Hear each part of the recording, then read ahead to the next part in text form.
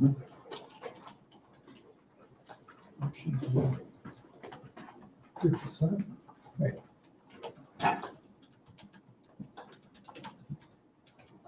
So I just sent the invite to Gary. Should I have it? He just, oh, he's getting it. I'll turn it back over to you. Okay, thank you. I think you should be coming in. I got your screen sharing. All right. Gary, could you mute your voice on the Hangout? Should be. It's the microphone at the top. This one? No, inside Hangout. Yeah. Inside Hangout. The Hangout's one. It's the little microphone thing. Yeah, you hit muted on video. So you can show the video. No, that's the microphone too. And then, so you don't have to worry about it. Do this. Basically, I just want to do a live converting the. It's easier to open up the like your core, you can't do caption because it's all one. And you do it in Chrome. Just open up a new window. Oh, you can't do that. Yeah, you have to, or you can just pull it out of the way. So.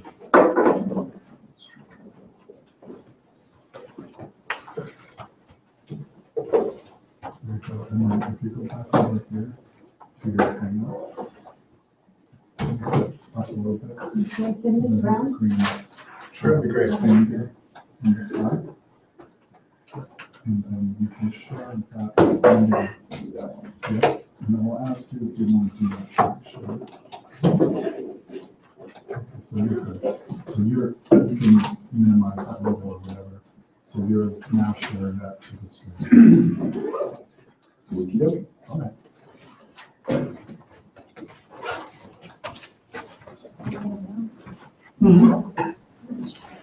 Oh, with that.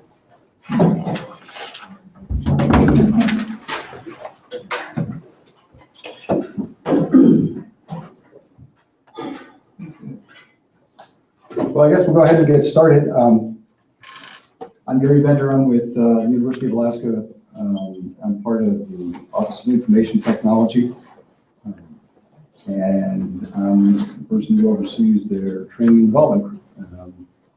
And the eLearning folks were gracious enough to ask me to help them out, so I'm here.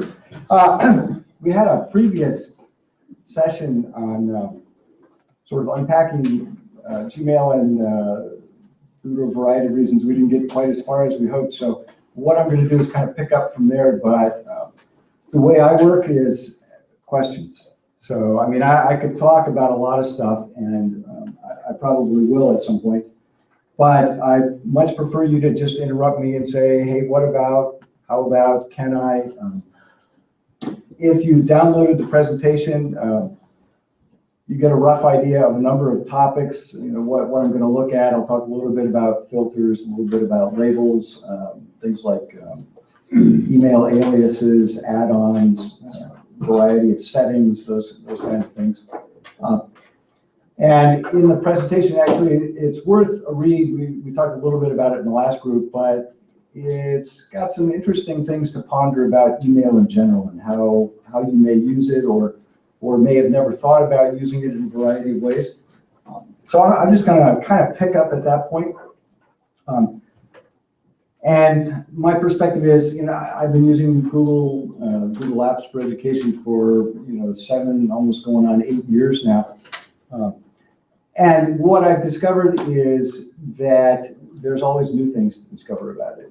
Google is nonstop innovating, whether those are useful innovations, is always somebody's opinion, but they're always changing things. So one of the things I've noted is as I get started, I'll come across something and go, well, did you see that yesterday? So those kinds of things happen. If I walk various places, it's because I'm not used to standing in front of people when I do this. But I just want to talk a little bit about what you're seeing on the screens.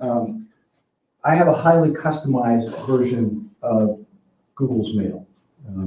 all the things that are on here are things that Google allows, at least in our Apps for Education instance. One of the things you may see, there may be things here that you go, gosh, I wish I don't see that. That would be a question that you'd want to ask your apps administrator, and if that's something you've turned on or contemplated turning on, or, there are things that you just sometimes, aren't aware of until you see it with somebody else. So there's a lot of things on here. One of the things, of course, you notice is I've got lots of labels. You can have multiple labels, as you can see. And Google's default, by the way, is the labels on the left-hand side. I have a Google add-on that allows me to make some of these modifications. And I'll talk about that at the end as well. If you're a Chrome user, there's some really interesting things that you can find out there. Firefox has some of them, definitely not all of them. You'll notice I'm a heavy filter label user. In fact, you're only seeing part of what's on here at the moment, but there is an extensive amount. I use Google. I have a messy inbox. So if I were going to say, hey, here I am with the inbox crap, I have thousands of emails. They're all sitting in my inbox because the one thing I can do that makes them worthwhile is with a search tool, I can find anything. And a label allows me to do that. Is everybody familiar with how to set up labels and filters? Yes, no? I mean, I can review them, and it's not anything. So I'll go ahead and start there. So let me find something that's not. Okay, I'll take this one right here. Here's an email. You'll notice it doesn't have any labels on it. I'd like to put a label on it, so I'll go ahead and open it up. And what I'm going to do at this point, I'll talk a little bit about what this little guy is in a minute. It's called an importance marker. But let me go in here, and I'm going to come over here to the more. And one of the options I have is a whole list of things, actually. And this is one of the nice features about Google Mail. There are lots of ways to do things and lots of things it can do because it's integrating in the suite of all the other Google apps. I mean, you can see there, add my contacts list right from there. Even translations. Anyway, I'm going to filter messages like this, and I get a window that by default, Google's thinking ahead saying, you probably want to use that from address. So, okay, I can go with that, but I could just as easily put to subject, has words, has attachments, all kinds of possibilities, but I'm going to choose. Gives me a wide range of things here. I can check any or all of those boxes if I wanted to. So I could delete it, send it to spam, apply a label, put a star by it, mark it red, archive it. For those of you who may not be familiar or use archiving a lot, archiving basically takes it, the best analogy would be if I had a bunch of things on my desktop here, archiving would be like me gathering some of those up, taking it into the next room. It's not gone anywhere. It's still accessible. It's just not on my desktop anymore. So it's no longer in my inbox. For a lot of folks, that's a very powerful tool. A lot of folks like to clear things out, and that helps them manage what they have for their email. Lots of different things. I'm going to just do this real simple. I'm going to choose a label for it. It pulls up a list of all the possible labels, but I want a new label. I'm just going to type that in, what was that, CTE. And then it gives me the option here to nest. So nest under, just like a Russian nesting dolls, you can create folders or subfolders if you want to think of that, or sub-labels, as Google calls them.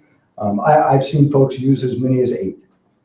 The trick to doing that is, though, you have to have the bottommost one in that nesting created beforehand. So you have to have set that label up ahead of time. It's not going to give you the option to set up the container label, if you want to think of it that way. I'm going to have a nest, and I'll stick it under. These are all my labels, by the way.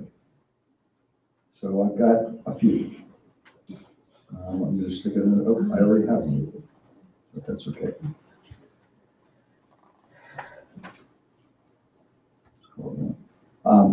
hit create. And now the really nice thing about this is it looked at the rest of my mail and said, hey, you've already got some of those out there. So I don't have to go back to my old mail. I can just say, take it, do it. And if I do that, create filter. And now any new mail that comes in with that from address associated with it automatically is going to get tagged. If I need to work on stuff, these didn't have such great luck, but let me try it here this time. Okay. So if I go to settings, if you're all familiar with, or if you're not familiar with this, all the settings for your Google Mail can be found with a little gearbox there. Lots of things I can play around with. In fact, you'll see there's labels, inbox. I'm going to talk about some of these in a moment. I'm going to go just to labels. And what you see is a list of all the labels that I've got with all kinds of information. And you can see I have choices for any of these. Do I want to show the label in my label list? I can. I don't have to. Maybe it's a label I no longer use. So I could actually hide it, still keep it active. It's still there for me to activate and use. It's just not going to be visible. I can show it, I can remove it, I can edit it, so I can take any of these labels and change them. The nice thing about the labels is it doesn't affect the email. Does not affect the email. If I want to change the label I just made, I can do that. It's not having any, it's kind of like slapping a label on top of a box, okay? It doesn't change the box in a bit. It just changes how you identify that particular tool. As you can see, lots and lots and lots. But I can, that's my labels. And I can go back and change them anytime I want. While I'm here, I'm going to take a look at a couple of other things that are in here. If you haven't played around with the settings, well worth your time. One of the key things about Google Mail is it's designed to work as best it can to your advantage. Google doesn't have any perceived ideas on how you're going to use it. With all the tools and all the settings that you can do, you can make it really sit up and take notice of lots of different kinds of things. I'm not going to go through them all, but I do want to acquaint you with them. Some of these you may not see because they may not have been turned on yet over here in labs.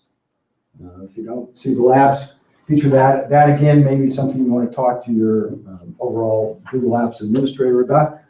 But any of these can be turned on. One that folks often get frustrated with is this one, conversation view.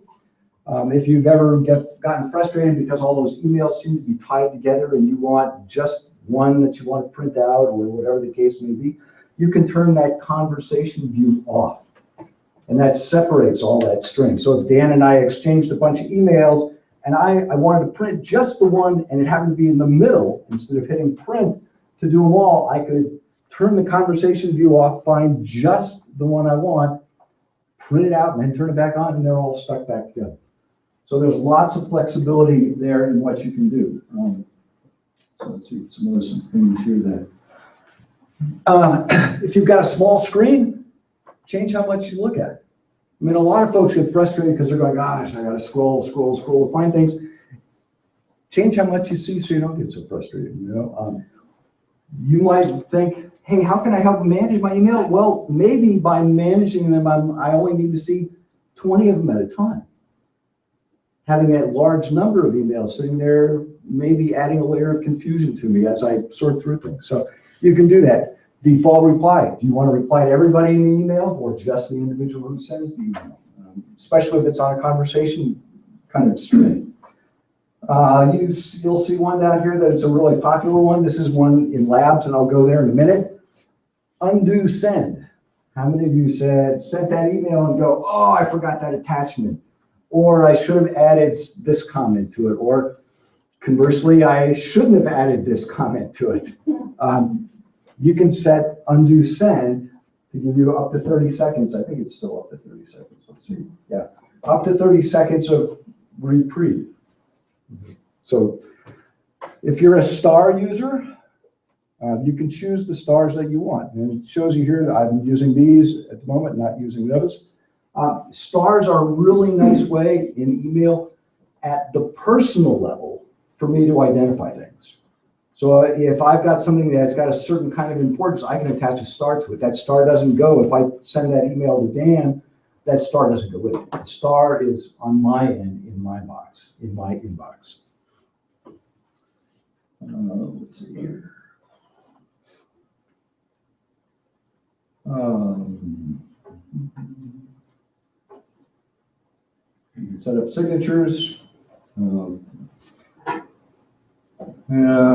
Indicators, snippets.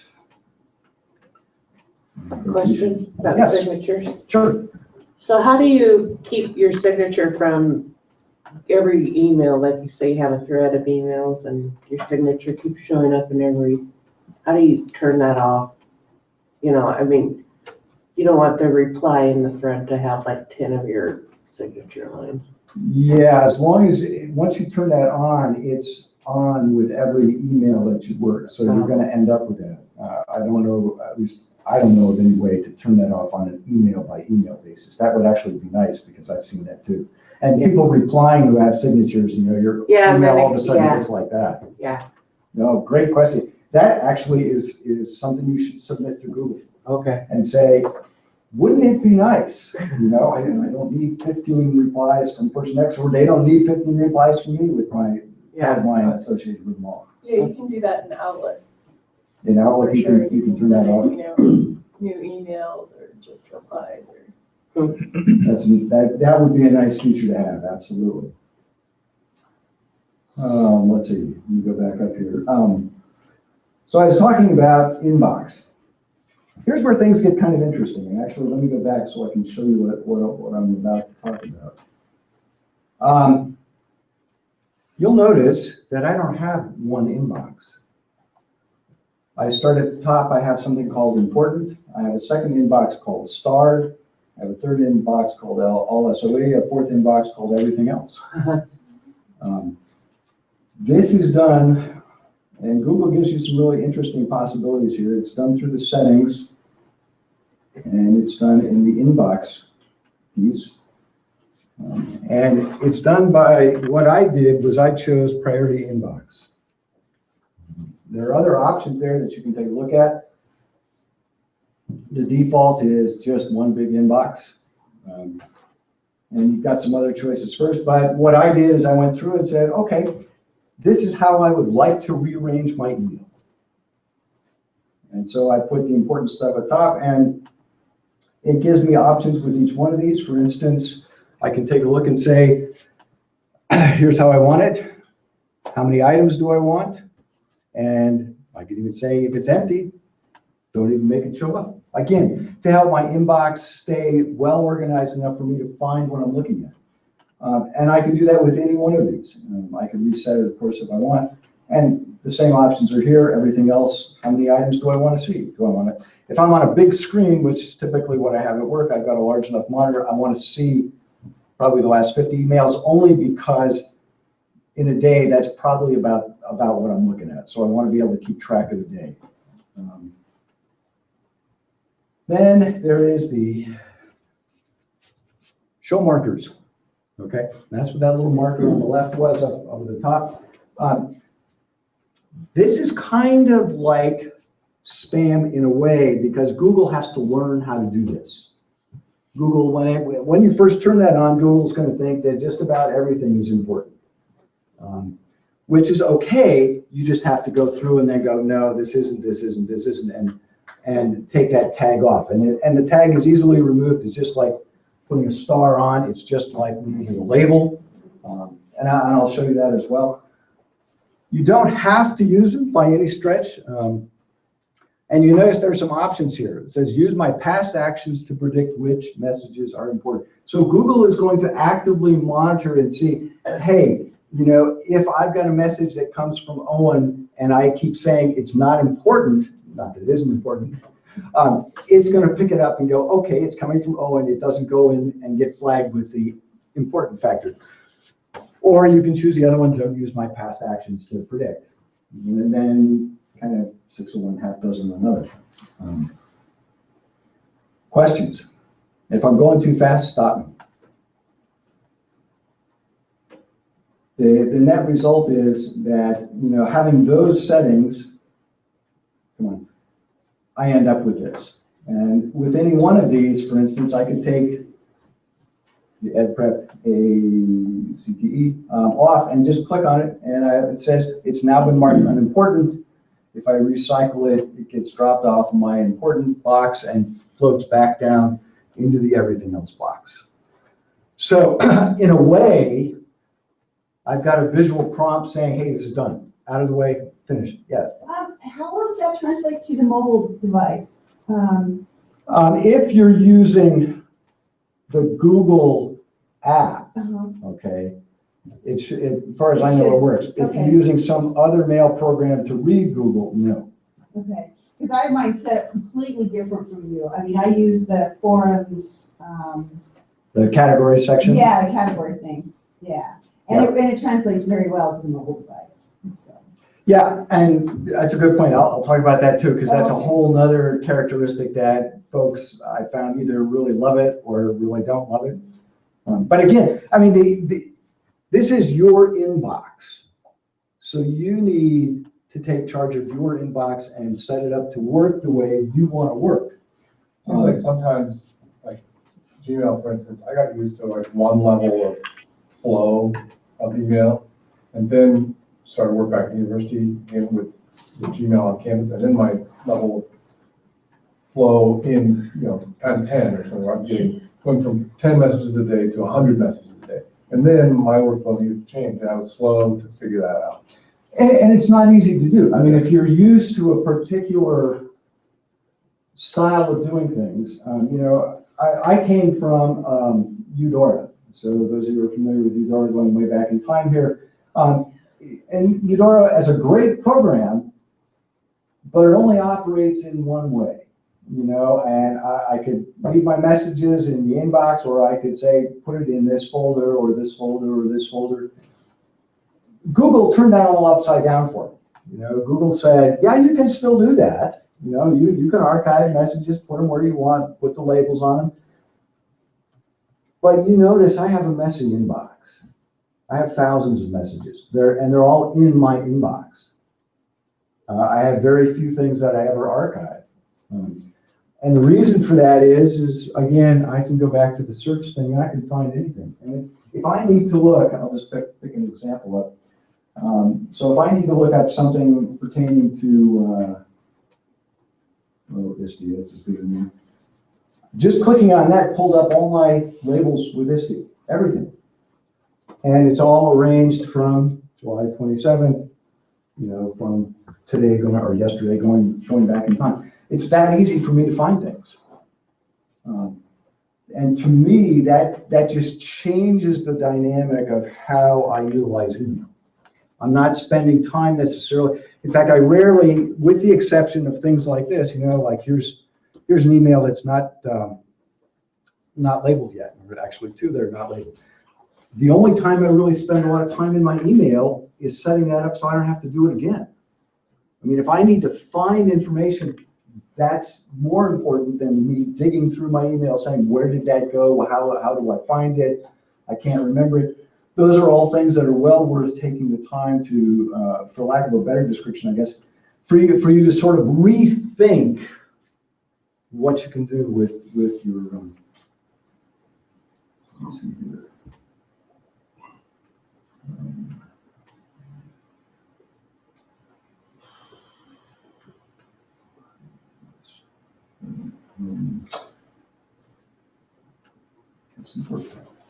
Another interesting setting here is under the accounts and the import.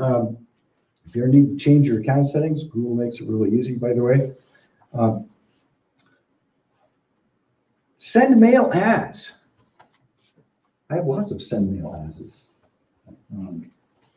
Different accounts, some of them Google. But if I wanted to add, here's where the fun stuff comes. So I can say, I want to add another account. I'll go in, I'll go GA vendor dot Discovery High School and Alaska.edu. Putting a dot in there says, oh, treat it as an alias. So I've just created an account that could be used for whatever. Maybe I just want to use it for stuff for correspondence relating to West Valley High School. The next step. I'm just going to go and say verify it.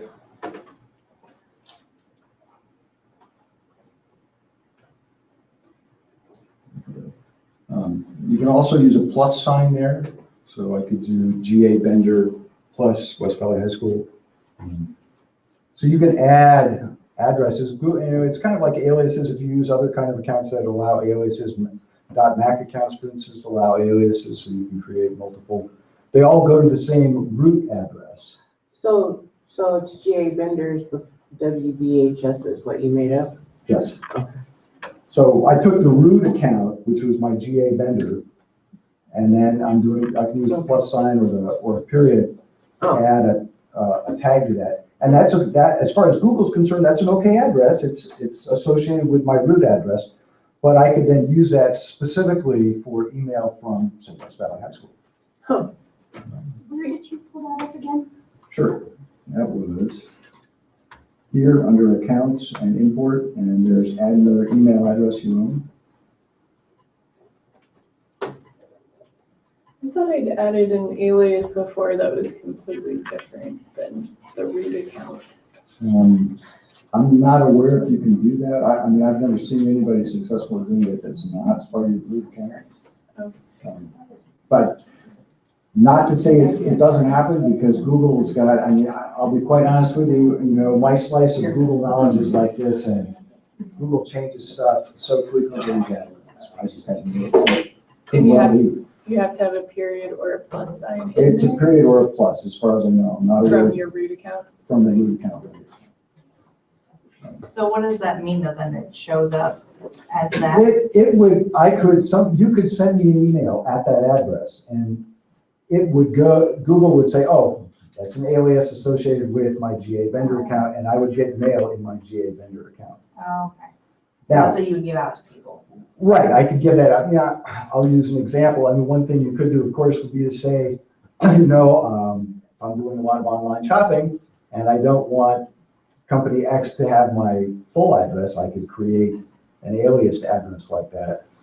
And then when I'm done, or I say, okay, I'm tired of getting, spam mail from company X, just address, yeah. Okay.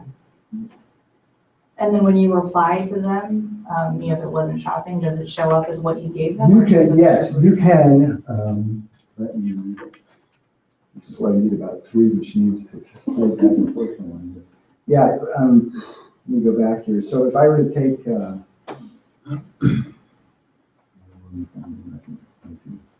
okay, so if I were going to take this one from Travis and I were going to reply, where's my,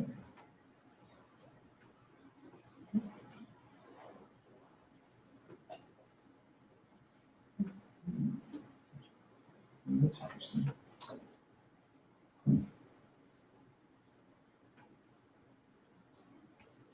Okay.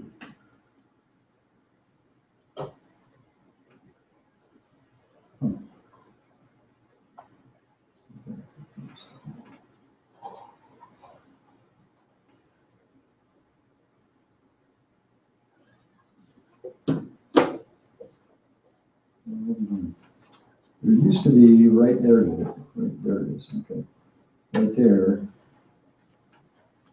Those are all addresses I can choose because those are addresses I own. Okay, so you manually choose it per reply. It doesn't It doesn't, it looks at, if I go back to that page, there's a line on there next to the one, you have to choose one that's the default. Mhm. And my default's this one, but the other ones are available, which is why I can choose that little down arrow there and say, I need to have it reply from whichever one of those accounts. Yeah, you have to have a default. Now, you could set the alias as the default if you want it. Any of those could be reset that way for me. It also says that you can reply from the same address that it was sent to you. So if it's not originating for you, but you're replying and they sent it to that an address. alternate email, then you can reply Directly from that. Yep. Oh, okay. I mean, so there again, there's lots of ways to do it. Lots of ways to use it. No one way is better than the other, so absolutely. Go back to questions. Gosh, you guys are so quiet. I don't have questions, but I think in the signature, I think there is a way you cannot do it. There's a little checkbox on the Cool. bottom. Let me, that would be awesome. So that little tiny checkbox away at the bottom says insert the signature before quoted text and replies. And I just tested it. I think that's what answers the question. Okay. Good to And know. I think we should encourage everybody to use that. There you go. That's the trick, encouraging everybody to do it, so absolutely. Let's see. Where is that? Not, sorry, change. If you have the signature box, at the very bottom of the signature box, there's a little line here that says insert the signature before quoted text and replies and remove the message. That just moves where the signature is. Right, as far as I know,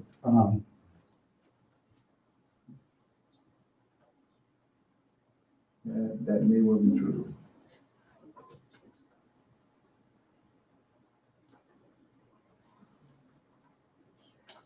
Probably with some more experimentation, to say the least. Let's see. You can always edit filters. So if you're not a filter user, or you need to modify the filters, all of them are editable at any given time. There's no, and again, it's not going to change the contents of the email. It might change where the email goes simply because of the way you do it.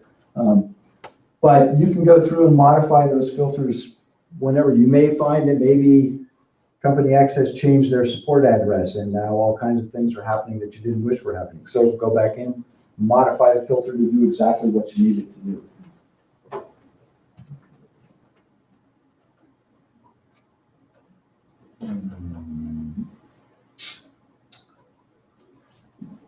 You guys familiar with themes?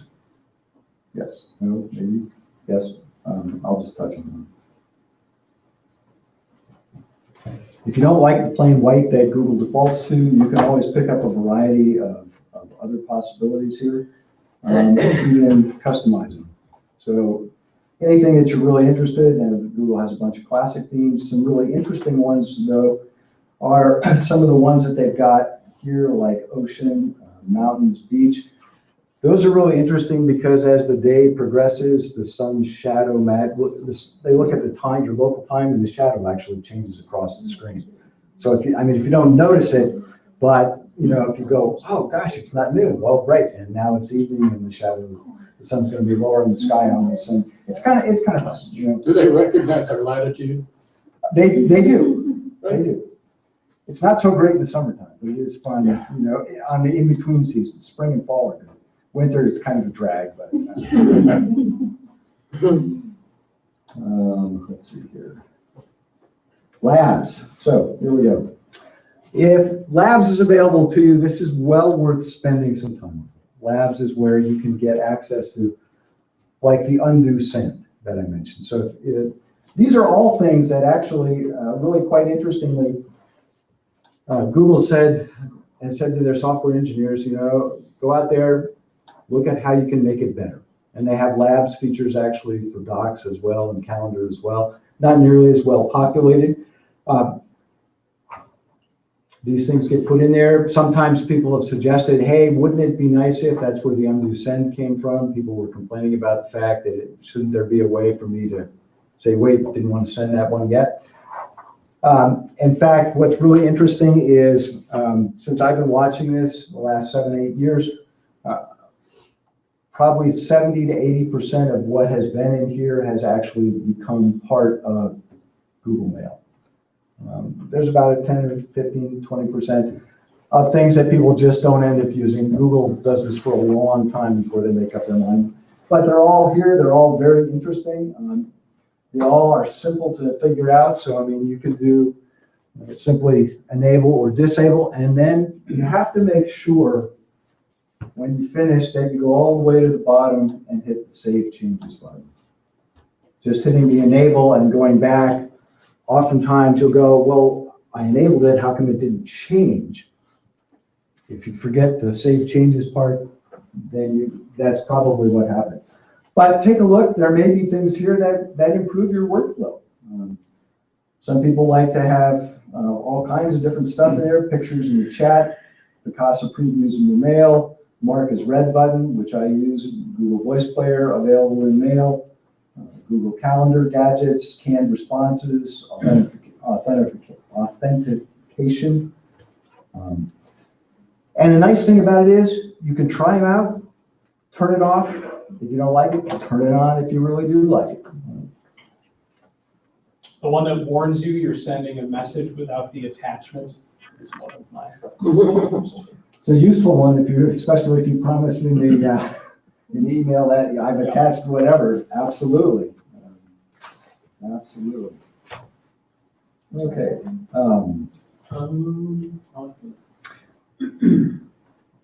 Questions on Google Mail? Yeah. Do you end up deleting many messages, or do you just kind of save them all? That's a great question. I end up saving probably 95% of what I have done over the last almost 8 years now. I still have. The reason, Google gives me 40 gigabytes of space. I don't need to. What does get deleted is everything that goes in the spam folder. You know, automatically Google says, hey, we'll hold that spam for 30 days and then bon voyage, you know. And occasionally there are things that I don't get often enough to put on a spam filter that I'll go in and say, toss this in the trash too. The downside, of course, is, and Google does its best to make that really clear, deletion is deletion. There is no, oh, can I get it back kind of thing? No. And when it's gone, when the trash is going out, the trash is definitely going out. But for the most part, it's there. You know, I mean, I just found that unless I've got a really good reason to delete it, I don't. Question? Are the shortcuts in the mail side supposed to be the same as in the calendar side? Because I've used keyboard shortcut in mail and it's done something completely different than I thought it was going to. It would be nice if Google was consistent across the things. It's not. It's not consistent on the doc side either. Is there a handout or a URL that we can visit that'll tell us what those are for each of the apps? I know actually Google's, let's see, in a second.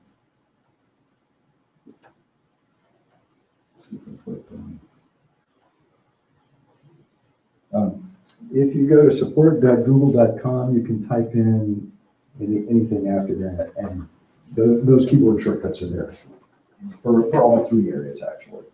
They'll be listed separate, but yeah. But you're right. Unfortunately, it would be nice if, you know, I mean, Google really strives to, you know, make this as holistic a package as they can. But for whatever reason, yeah, shortcuts is one of those areas where it sure would be nice to do that. Well, it looks like one of those labs you could make your own, so you could manually make them whatever You absolutely. normally. Absolutely. I mean, you have a lot of, like I said, you have a lot of flexibility in making Google do the kinds of things you want Google to do. If it's an option, you can. Question? Yeah, and it's probably pretty elementary for most folks, but I still get tripped up by it. When I am in my inbox, I have labels that I have set. But if I've already pre-sorted to try to find, you know, so student X sent it to me, so I sorted to find all of student X's email. And then, you know, I can set the label, but I want to put it in that folder and I can't seem to get it. You want to move it out of your inbox? Yeah, I want to put it to the folder, not into, you know, I want to label it and put it into that folder, but it only usually lets me label it if I've already pre-sorted by the student. Right, if you archive it, it will take it out of the inbox. If it's already been labeled, you can still retrieve it easily by just clicking on that label and pull it out. But if you really want to do that, what you're really looking to do is, take an email, you're really looking to do that. Our archiving is the way to say, hey, take it out of the inbox. I mean, potentially you could also, yes. I have a question about archiving, because I'd like to archive a little bit, but then it's like, how do you find? Good question. How do you find that? So I'm not archiving anything ever. Right. Hard to see, but over here on the left, there is an all mail. Okay. Clicking on all mail does exactly that. It pulls up everything, whether it's been archived or not. So you can always go back and find it. And searching specifically for it will pull it up as well. But once you archive it, it's it's that same analogy again. If I take my computer off this workstation and put it in the next room, it's not on workstation anymore. Mm-hmm. It's still there. I can still go get it, and that's what archiving does. Archiving says, don't need it cluttering up my stuff, but I do want to keep it. Yes? Is there some place to hide that? Because I'm not seeing it, which means I may have hidden it at some point. That's a good question. Hit your more button underneath your listed folders. Yeah, it's not there either. Interesting.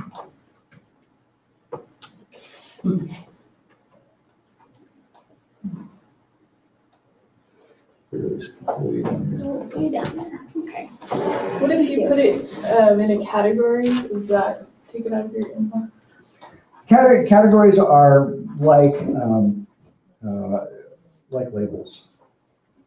I mean, the categories is a Google thing that they set up 4 categories. Was it social?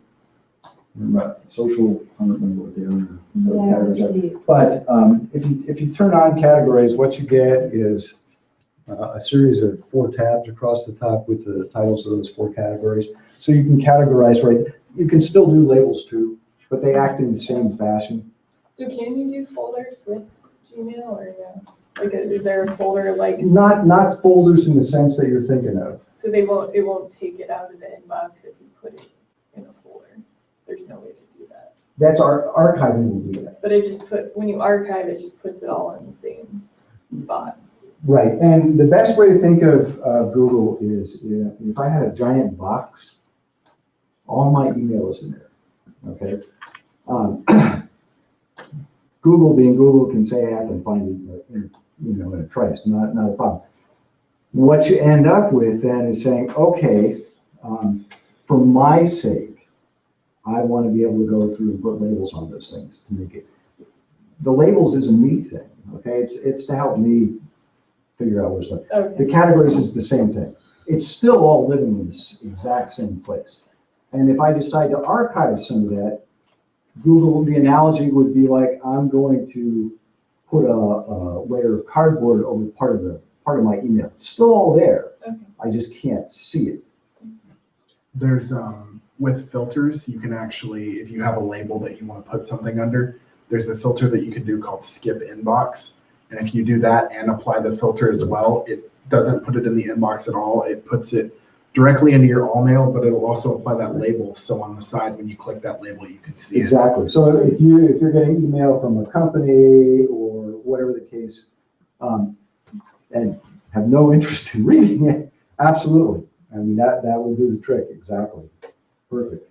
Great example. For those of you who are asking about keyboard shortcuts, I sent on the Gate Twitter feed, there's a nice infographic by Gizmodo for all the keyboard shortcuts in Gmail. If you don't follow Twitter, just Google Gizmodo, Gmail, keyboard shortcut.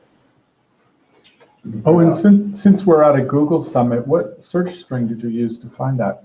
The search string I used was Gmail keyboard shortcuts, and the #1 search item result was that infographic by Gizmodo. Nice. Lots of great info out there. Okay, let me kind of switch gears just a little bit. Mention a few things. You probably don't see this stuff.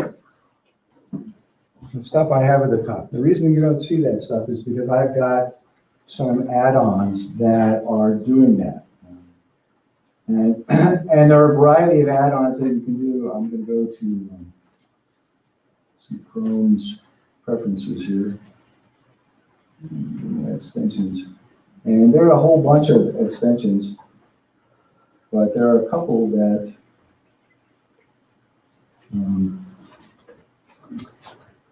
one is this one called Gamalius,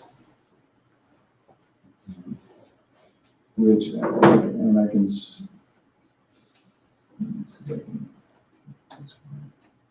options. So if you're a Gamalius user, there are all kinds of really interesting things. The root extension is free. You can pay for their extra aspects, but it does all kinds of really nice things. For instance, you can shift the labels to the other side if you want, like I did. And it gives you some flexibility that Google doesn't have directly built into it. So, I mean, that's an interesting one. Another one that I use that's pretty interesting is Cloudless. Cloudless allows me to move all kinds of documents back and forth between Gmail and the cloud.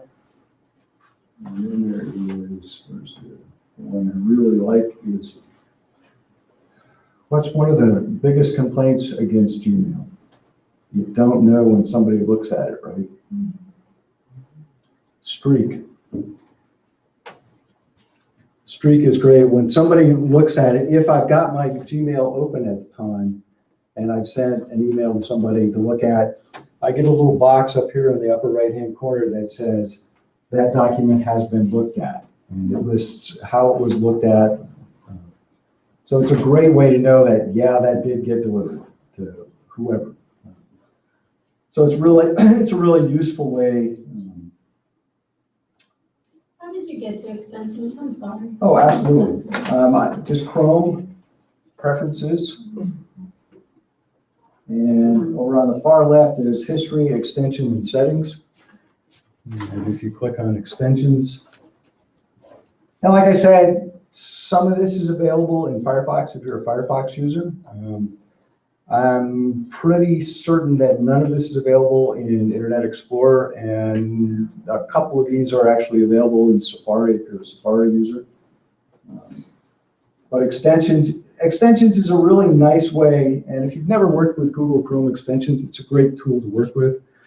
Easy to use. You can turn them on, turn them off, just a little checkbox, and if you don't like it, just hit the trash can and the extension's removed. So if you're looking again to boost how Google is going to work for you, in this case, Mail is going to work for you, it really is a very useful function. It does a couple of other things that I really like. Let me go back to the inbox. It does this. Notice the little yellow on the one I've selected?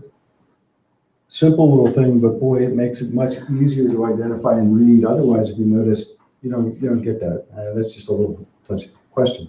I do. So do you usually use Chrome for most things, or? When I'm doing email or Google related stuff, I tend to use Chrome or Firefox, depending on what computer I'm at and where I'm at. But pretty much those two for the most part. So where is this one? This is a Chrome extension? That's part of, I believe, the Gamalius extension. Okay. Or Gmailius. Yeah, I was having issues with Mozilla in Google Docs where I couldn't even type. Yeah, I'd give Chrome a try and see. I know both of them both browsers have gone to what's the right word? Google has pretty much said that Flash, for instance, won't run anymore unless it's sandboxed in our little thing, and Firefox has pretty much said we're done with Flash and we're done with JavaScript or Java at the moment. Not JavaScript, that's a different world. Yeah. So the browsers are becoming much more picky about how certain things work.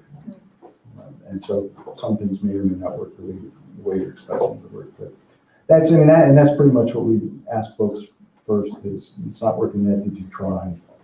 Browser number 2, yeah, it's toasty.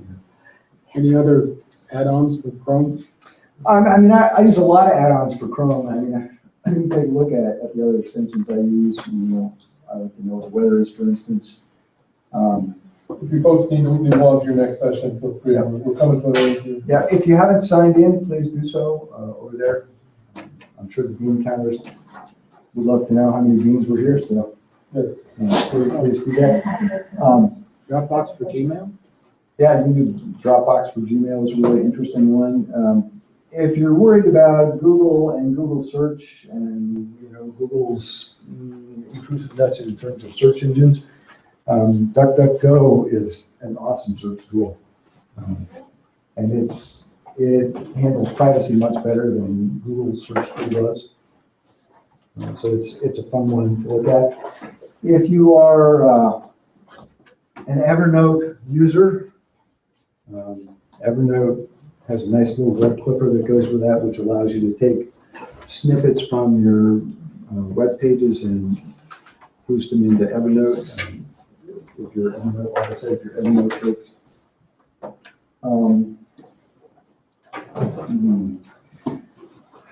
If you want a really interesting plugin that works great with Google Docs and voice annotations, Kaizena is an awesome plugin for voice annotations.